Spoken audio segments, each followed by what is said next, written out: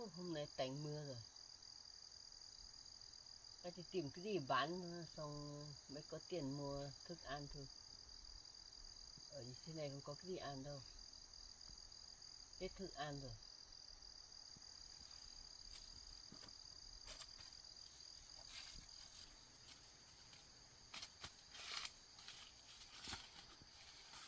Đi thôi.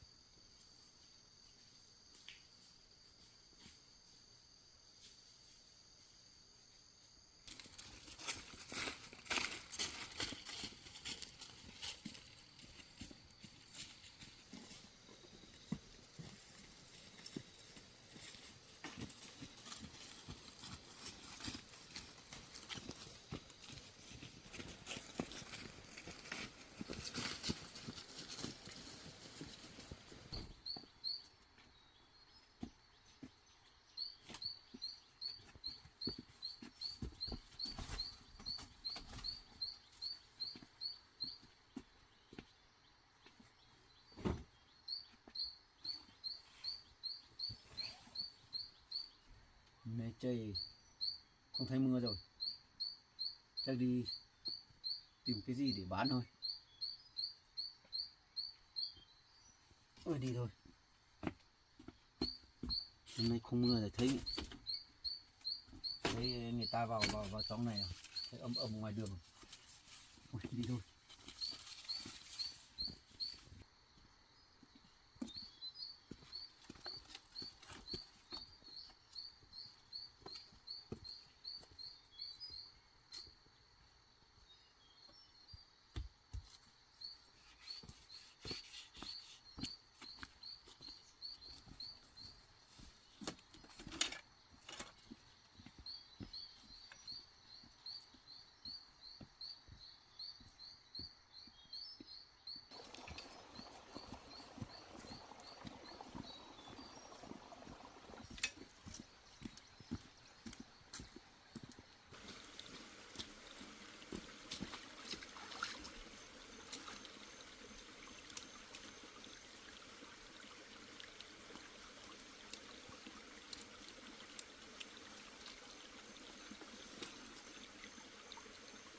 Thế cố đi.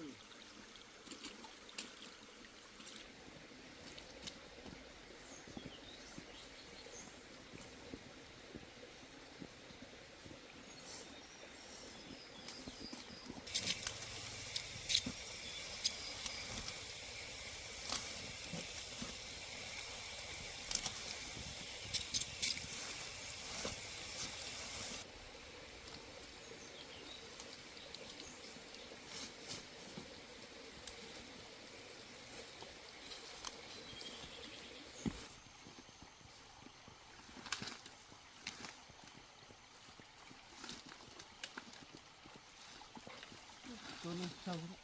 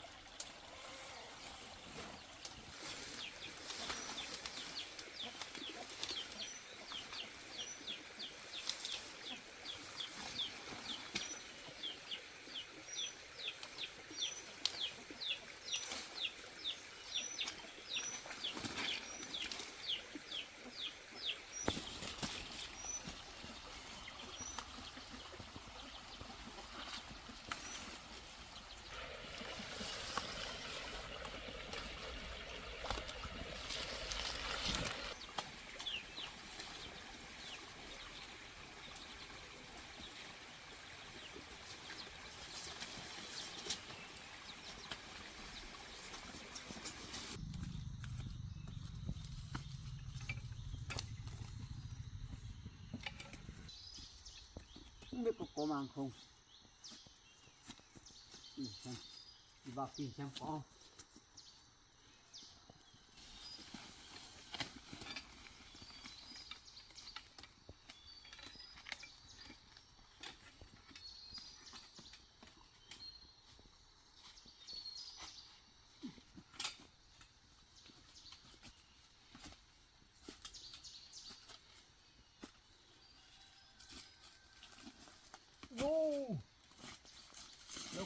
tìm đây ạ, cao hết đi, 2 củ cao hết, ui cao này à, này con lấy khủng, cao quá khủng nữa, ui cao này không biết họ có lấy không, chắc tìm nó lại thơm rồi, cao này họ không lấy thôi.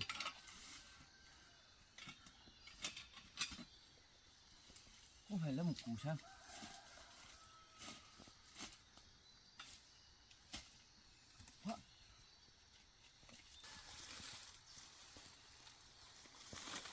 Không có củ nào thớt đâu. Cái này tí nếu về thì cũng không được thợt đã, mình mới lấy. Bây giờ cứ đi tìm cái bọn thớt thớt về đi bán.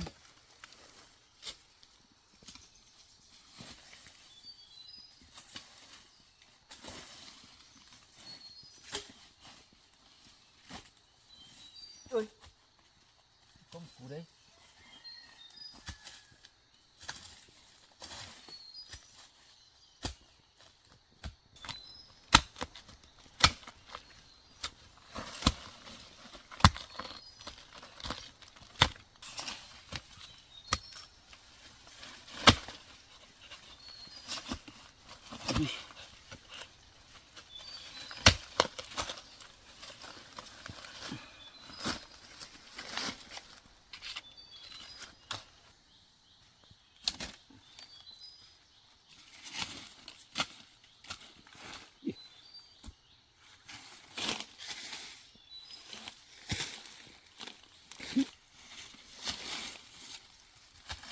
Ui. Còn củ đây nữa. Để vùi xuống đây. Ở đây cứ tìm rồi xong tìm nó đựng.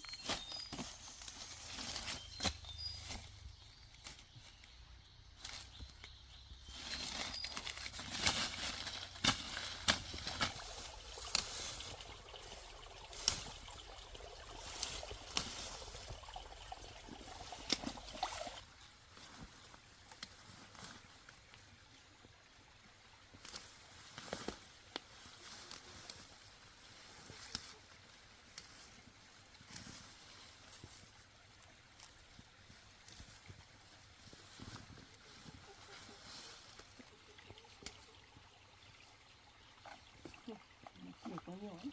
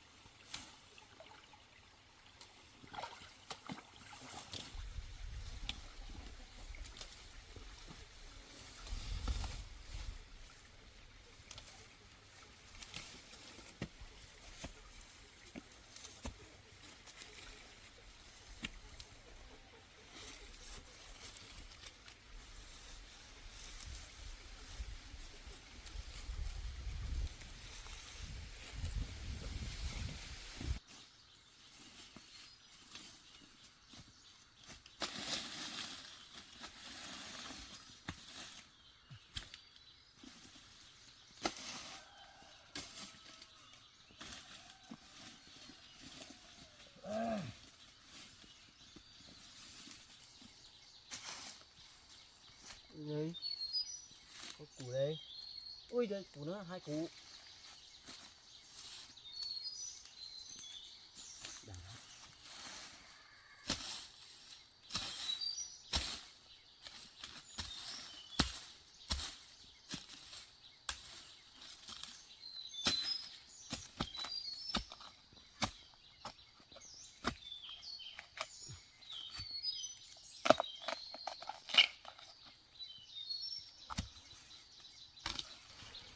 Đấy, hôm nay là chắc nắng rồi. Nắng là đi làm được rồi. Nhưng hôm qua là mưa không đi đâu được. Nên là đi được rồi. Mong cho nó nắng rồi.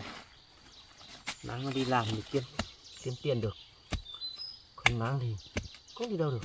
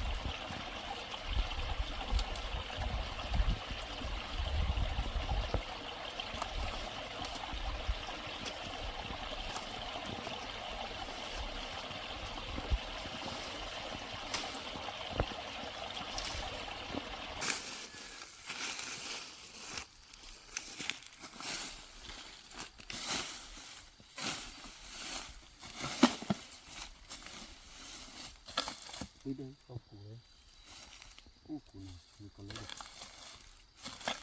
kẹp tay thôi.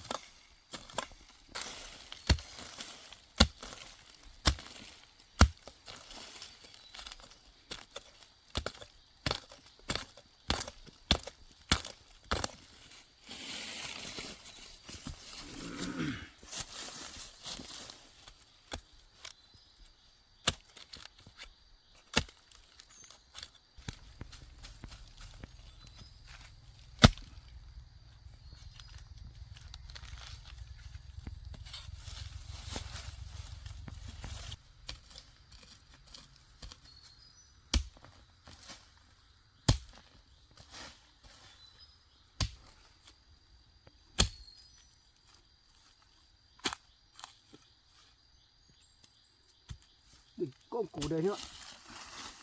Ôi dồi, chỗ này hạt nhiều thật nhỉ. Ôi chỗ này đơn này nè chỗ này. Ô củ này nữa. Hôm nay chắc được không? Có bằng ấy. Được thì mưa lâu là nó mọc nhiều. Hôm nay chắc là đầy củ á.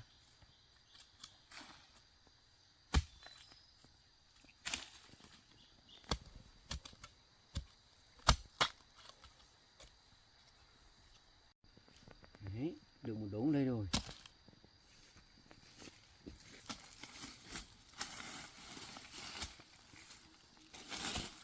Ôi, củ này sống nghiêng này nhỉ. Chắc cây kẹp thôi, kiểu này ấy. Có lên thẳng nữa, thật đời. Cái cây này kẹp vào rồi.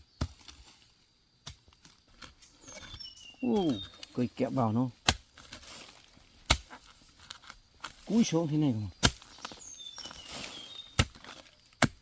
Không có cây kẹp nó còn lên thẳng, nó còn cao rồi.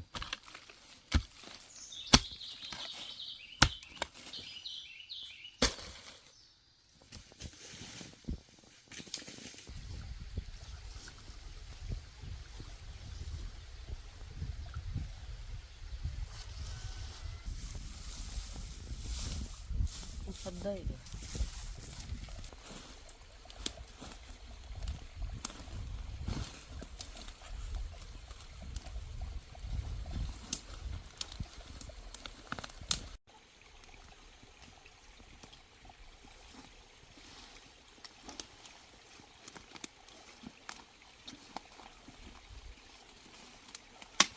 Chỗ này có đẹp thật.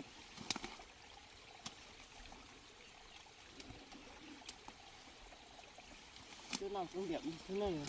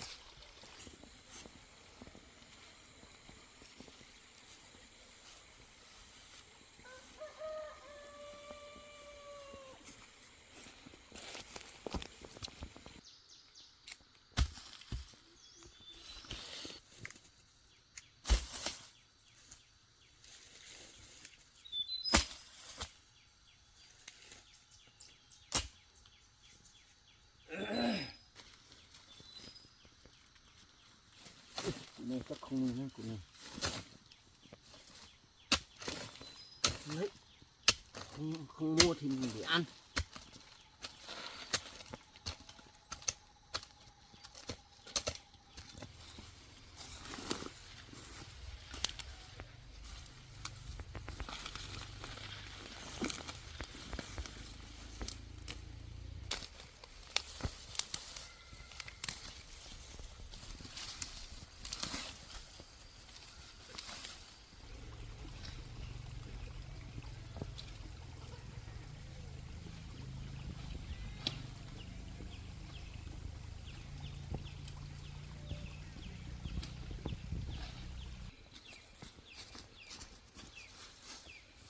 Đây rồi.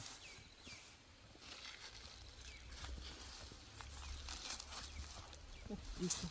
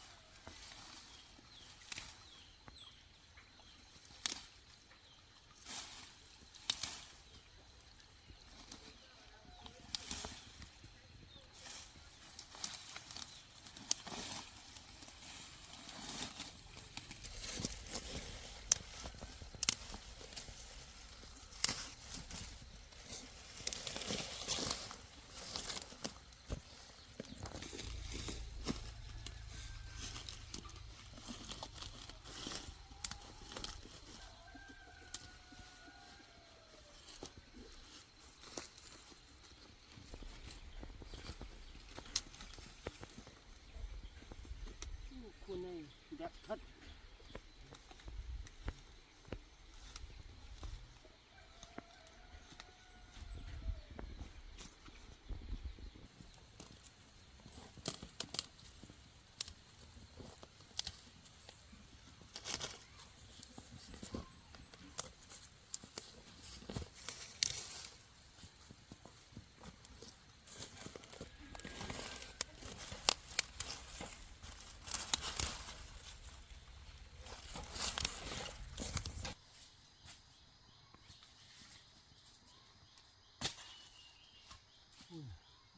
Hai đống, ba đống này chắc đầy gùi rồi, không tìm nữa.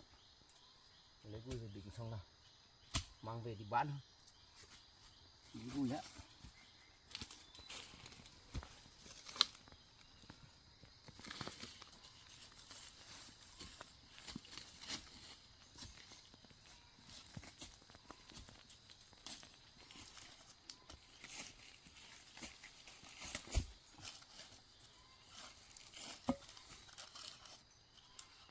Xếp cẩn thận đấy, cẩn thận đời ấy. Đời mới được tiền nhiều, không đời thì không được tiền nhiều. Hôm nay không mưa đi đâu thấy dễ một tí, không ướt người. Qua là ướt hết người luôn.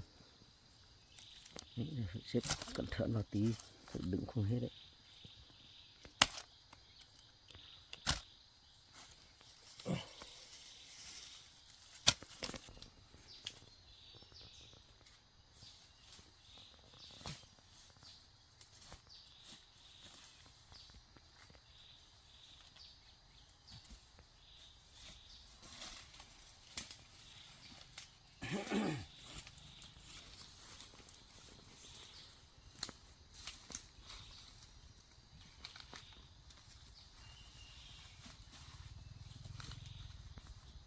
Này là đầy gùi à.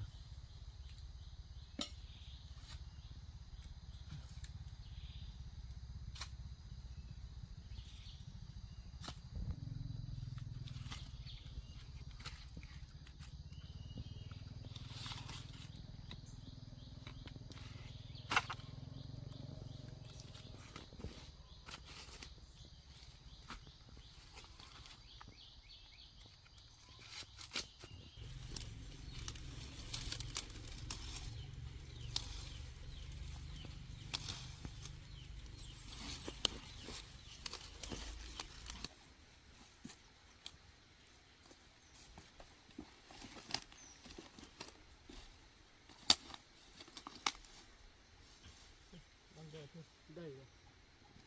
Cứ về thôi.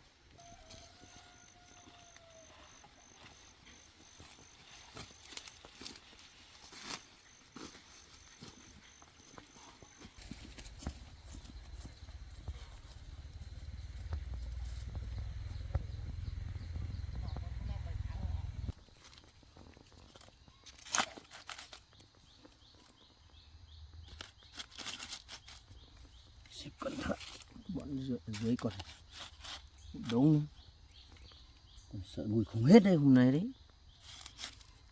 Hết đây hôm nay.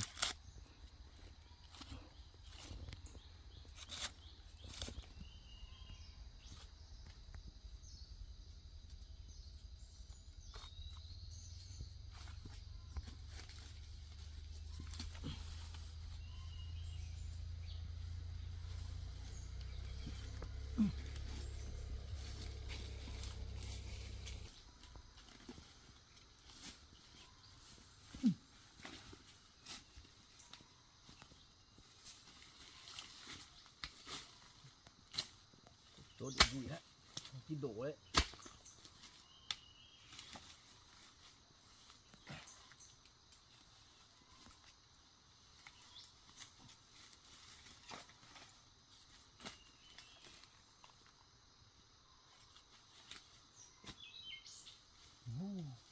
Đời ơi,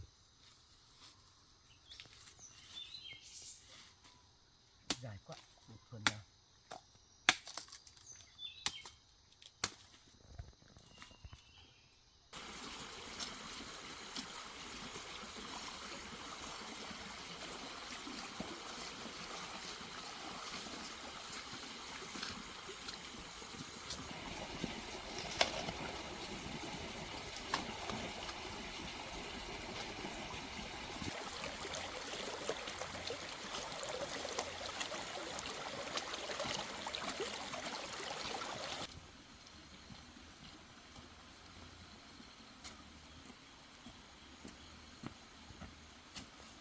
Đây buộc á, từng phố.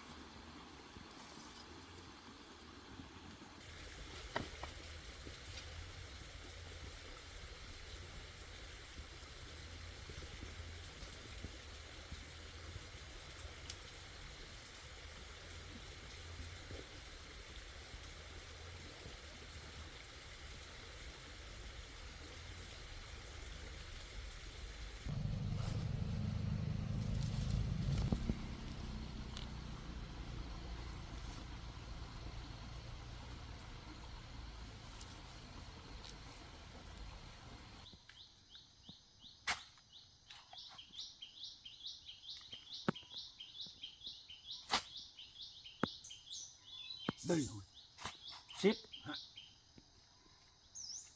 Này ta được tiền nhiều ấy,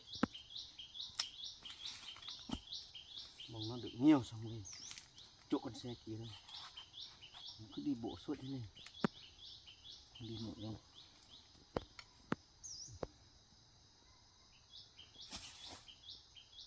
Rơi không được, không rơi được.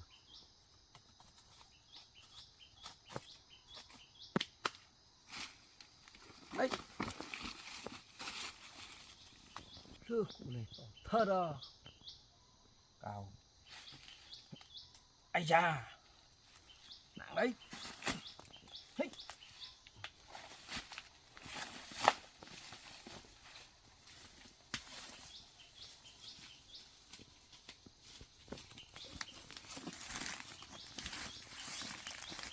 Thật đấy, ngã đấy, qua mưa nhiều giờ đường vẫn còn trơn.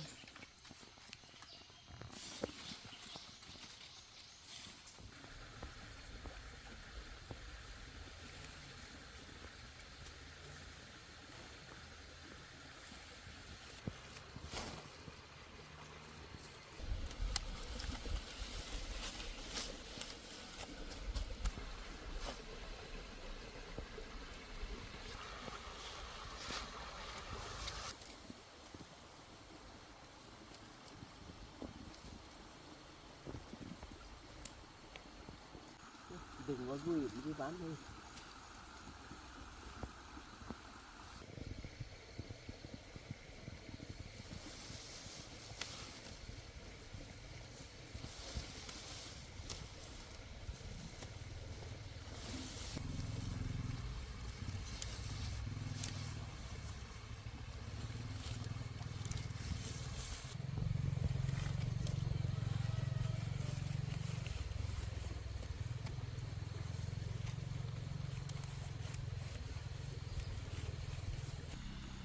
bó xong rồi đi bán không?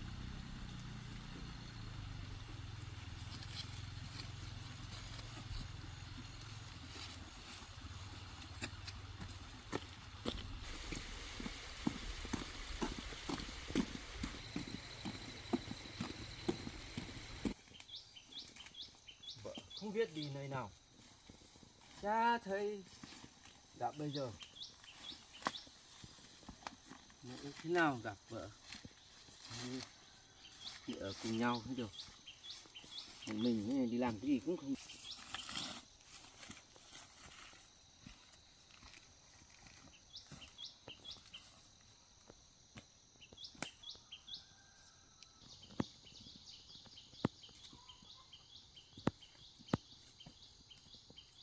Thôi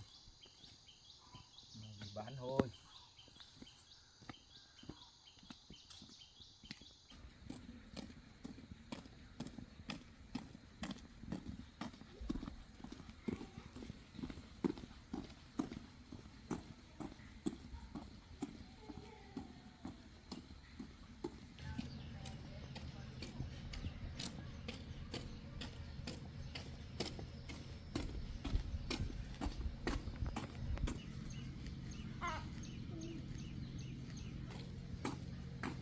Em có lấy rau gần không? Có, chị lấy cho đi xem.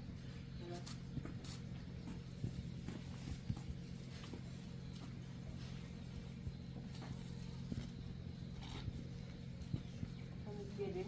Vâng.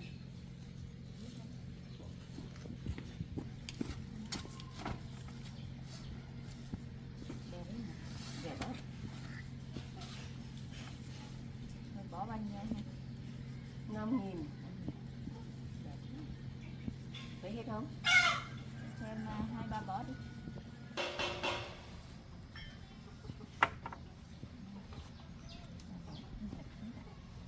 Ui, Ê, chị bán cho em hết đi. Còn Vâng. ít thế này thấy bán cho em hết. Vâng. Để em bán dần.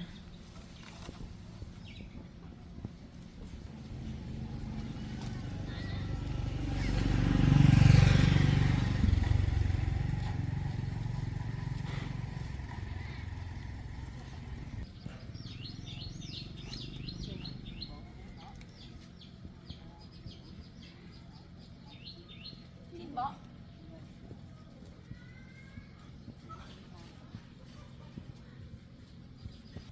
Đây em gửi chị. Vâng. Chị xin nhé. Vâng. Giá dán đẹp thật đấy. Chị về nhé. Vâng. Chị về nhé. Này thứ nào chị lấy hái được. Vâng, Lấy lúc nào mua hái cho được lại chị mang nhé. lên đấy. Vâng. Hái được mang lên đây. Chị về đấy. Vâng, chị về nhé. Em mua thức ăn. Em có mì tôm không? Có. Đấy, mì tôm. Mấy gói? Đấy, 3 gói.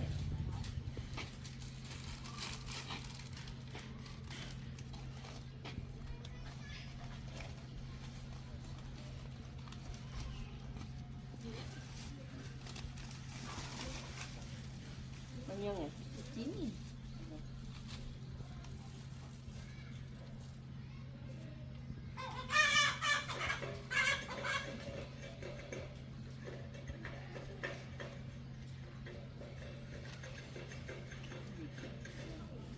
Chị về nhá.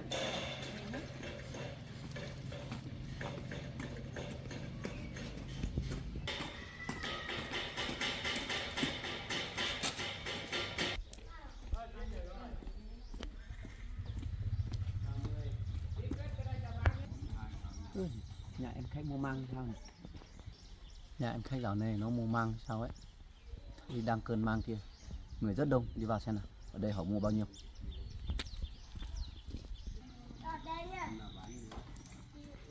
Anh đây mua măng à? Vâng, Mua bao nhiêu? mua 4.000 một cân thôi. Có 4.000 thôi á, mua rẻ thế. Vâng, bây giờ giá nó xuống rồi chứ ạ. Cách đây 2-3 hôm em bán chỗ ở ngoài còn được 8.000 cơ mà. Đâu, hôm nọ là được 8-9.000, 10.000, bây giờ lại xuống 4.000 rồi. Bây giờ mang rất sớm lại xuống 2.000 rồi. Nó phiền hai loại. thế thì cũng bán thôi. Bán thì chú đủ đấy. Để cho anh cho.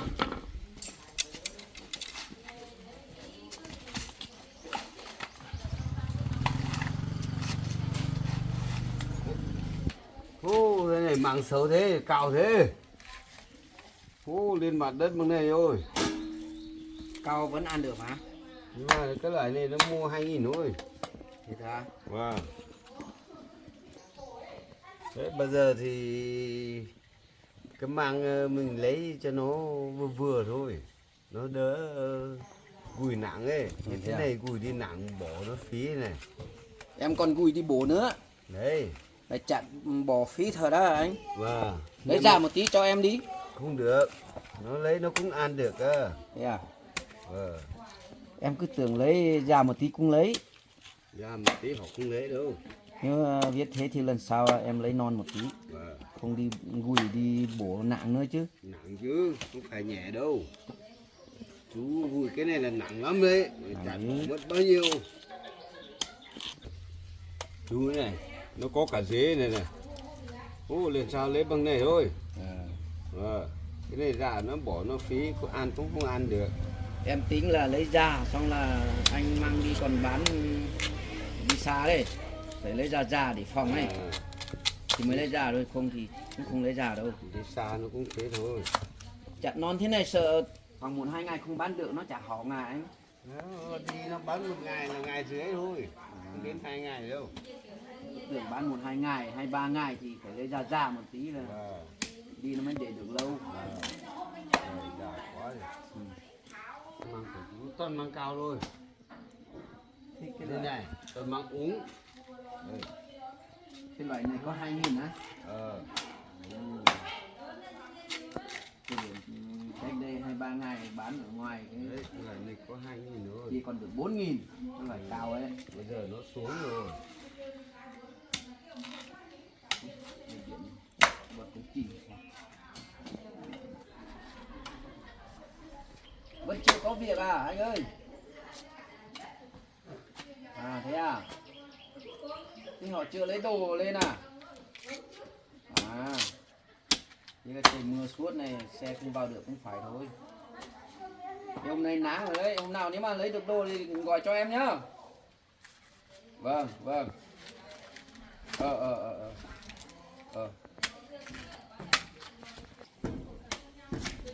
Chả non thế anh ơi. Chả non thì nó dài quá. Thế à? Ở đấy vẫn làm Cái hàng đấy. này này. Cái này chắc chú lấy về ăn thôi. Lấy hết đi anh. Không lấy được đâu. Cô lấy giúp em đi thì em đi bổ hay gùi xa ấy. Cái này thì tí chú làm ăn cơm trưa nhá. Tí chú về cũng không có dao ăn đâu. Thế không chọn được củ nào nữa à? Không được rồi đấy, còn cố lấy củ này. Thế không được, tí để em mang về ăn cũng được. Đấy, xong này chú cân đi. Cân nó đủ đây cho anh. 14 cân mà trừ 1 cân bì còn 13 cân.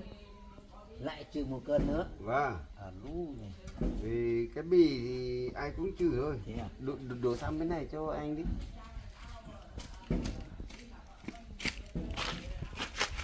Ô, được có 50.000 thôi.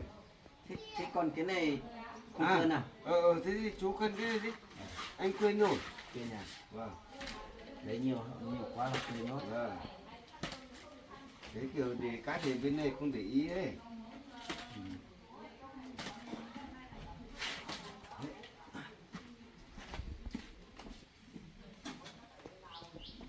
Có 7 cân thôi. Cũng 50.000 là đi 66.000 mà không có tiền lẻo. 60.000 thôi nhỉ. Ui, không được đâu. 66.000 nhỉ? Thế cho 70.000 đi. Không được đâu. 70.000 là mất 2 cân rồi. Em không bớt được đâu. Ui, Đấy, em đang không có tiền. Ui, anh còn nhiều tiền mà, có tiền lẻ xanh xanh kia không phải tiền lẻ à? Ý thôi để tí con mua mà. Không hết tiền đâu. Nhỉ? Đấy. Mua rẻ nữa lại còn xin nữa. Nhá, xin nhá.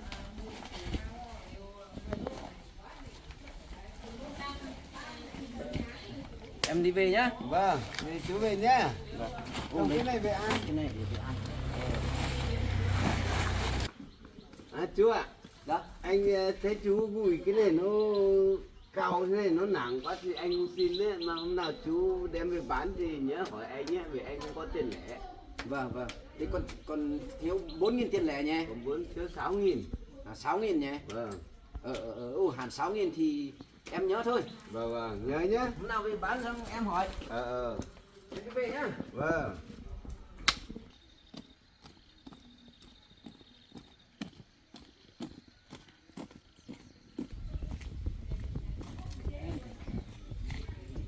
Mua măng. Ở đây thì hôm trước mình bán thì ngoài kia là đắt hơn, hôm nay rẻ hơn. Không biết hôm này bóp mình hay sao, cũng không biết được.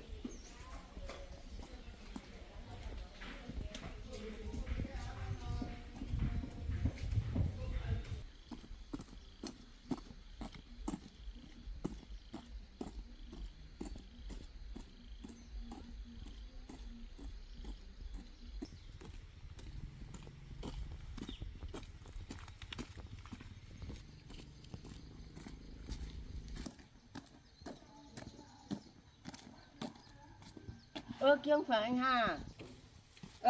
Ai gọi nhỉ? Đúng chung mình mà. Để em đã. Anh Vâng, anh mà. lâu đây không thấy. Em đi tìm suốt có thấy anh đâu. Anh cũng đi tìm em mà có thấy đâu. Hôm nay mới gặp em. Thì anh đi bán cái gì về? Đi bán mang thôi. Em đi bán cái gì? Em đi bán rau dấn. Bán rau dấn á? Bán được hết không? Hết rồi. Thế mai hôm nay mới bán rau mới gặp nhau ở đây. Thế bây giờ anh đang sống ở đâu? Nhà anh bây giờ có nhà đấy. Anh đi tìm được chỗ ở rồi. Sao tìm được chỗ ở sao không đi tìm em? Tìm mà đi tìm không thấy. Vì không có xe. Thế xe của anh đâu? Xe của anh bị trước kia đấy. Em với anh ở cái nhà đấy đây là hết thời gian rồi. Hết thời gian thuê rồi. Xong là cái đứa cháu kia là giữ xe của anh rồi. Bây giờ anh không có xe đi nữa. Vì anh không có tiền trả cái tiền thuê mình ở đây. Cái thời điểm mình ở đấy đấy. Thế xe anh không chưa chuộc được à? Xe anh ra mà anh chưa chuộc được đâu. Vì cũng không có thời gian đi kiếm tiền. Lúc giam xe xong là đi làm nhà xong là đấy, trời toàn mưa không đi kiếm được tiền.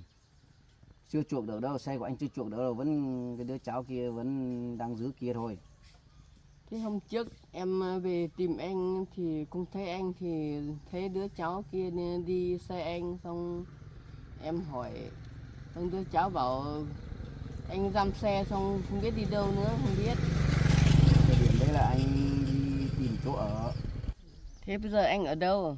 Em đi tìm suốt không thấy. Thế anh không nhớ em à?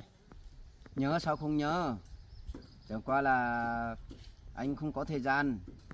Vì anh đi tìm mua ở đi ở cái chỗ đất này ấy là nó hiệu lánh lắm. Đi theo khe đi vào trong đi cơ, đi xa lắm. Thì mới đi lại mới không gặp thôi. Anh cũng hay ra đường cái mà, ra đường cái này đi bán rau bán măng mà. Nhưng mà không gặp em, hôm nay mới gặp em. Thế em đi đâu mà mang cả hết cả quần áo đi trong một thời gian này, em đi đâu? Ai đưa em đi? Hay là em khác đi? Thôi anh ạ, cái hôm anh đi tìm mua đất đấy thì mẹ em về đến nhà mình, xong thì bảo nghèo quá, mẹ giục bảo không chỗ ở đấy, đưa em đi về. Về một thời gian thì em mở đi công ty về được mấy hôm nó vẫn cũng tốt với em thôi mà, còn mấy hôm nó đuổi em hết đồ của em ra, không cho em ở đấy. Xong rồi em cũng về để tìm không thấy anh. Xong bây giờ em một mình cô đơn lắm, em không có chỗ ở. Em đi cái ở chỗ đất kia thì cũng bằng đấy, nhưng mà lại có người đuổi bảo ở đất của họ. Thế đi em đi cũng phải mang máy đi chứ. Đi không mang máy đi thì để anh không biết tìm. Nếu như mang máy đi thì không đến nỗi mà đi ở như thế này đâu.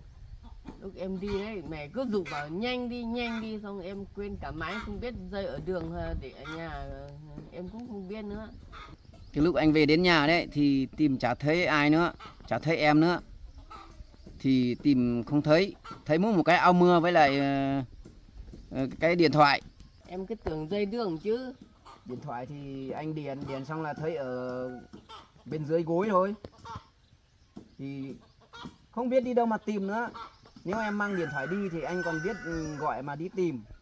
Thì cũng đi tìm rất nhiều nơi mà không thấy. Lấy tí quần áo còn không kịp, mẹ cứ bảo nhanh đi, cũng ở đây, cái nhà nghèo này nữa. Xong rồi em cũng vội quá, cũng quên cả máy. Em tưởng em làm dây ở đường thôi. Em có người khác đưa đi, đã lấy người khác. Thì chê anh nghèo là mới đi như thế này. Không phải đâu anh ạ, anh đừng hiểu lầm em. Mẹ về đến nhà đưa em đi thật đấy. Bảo nghèo không cho lấy. Xong em cũng đưa mẹ về, xong một hôm 2 hôm em lại về, nhưng mà đi đến kia thì mẹ không cho về. Cái lúc anh với em đấy thì cũng sống lâu lâu rồi mà không thấy em nói năng gì, bảo em có mẹ đâu. Thế bây giờ là bảo mẹ đưa Dục đi theo mẹ, anh cũng chả tin mấy đâu. Mà em có mẹ mà, nhưng mà em cũng không được kể cho anh biết thôi. Anh chỉ nghĩ là ông nào ấy là dẫn em đi thôi, thì mới vội vàng mới bỏ máy ở nhà. Không phải như thế đâu, nếu anh không tin thì hôm nào mình gặp nhau rồi, hôm nào anh với em đi thăm mẹ em. Thôi bây giờ không nói nhiều nữa. Bây giờ nhà anh được làm được quyết định thì anh đưa em đi về nhà anh đi. Rồi, đi cái đường nào? Đi lên đường này mà đường khó lắm, đi vào đây xong lại đi vào khe. Đường này à? Khó lắm, không phải dễ đâu. Thế anh đi trước đi. Đi. Thời gian lâu không được gặp em. Em không nhớ anh lắm. Em nghĩ là từ đây em không gặp anh lần nào. Mà hóa ra hôm nay lại đi bán hàng lại gặp nhau. Đi đâu cũng phải mang máy đi. Không mang máy đi là làm gì mà biết đi tìm ở đâu. Quên. Thôi bây giờ anh bây giờ cách nhau rất lâu rồi. Bây giờ anh có chỗ ở thì em cứ đi theo anh thôi. Em không có chỗ ở nên đâu. Đi thì đi thôi, bây giờ đi thôi. Vì trong quá trình có một thời gian rồi không thấy nhau, anh cứ tưởng là không liên lạc được thấy em nữa. Thì tình cờ hôm nay là gặp nhau ở đây thì em đi theo anh đi vào nhà anh thôi. Vâng. Đi nhà anh đi. Không khác đi đâu nữa. Lần sau em nhá. Nếu mà đi đâu ấy có vội bằng mấy nhưng mà cũng phải là cầm điện thoại đi. Vâng. Thì anh mới biết đi tìm. Điện Giờ mới em biết. nhớ rồi. Không thì điện không có máy thì không biết điện đi đâu được. Từ bây giờ trở đi nhá, em đi đâu phải cầm máy đi nhá. Vâng, từ bây giờ thì em không muốn mình không đi đâu nữa. Đi đâu anh đi đâu cũng phải theo anh đi thôi. Nhớ nhá. Vâng. Đi đâu phải nhớ nhá, nhớ cái Em, lời em nói nhá. Em thời gian xa anh em vất vả lắm.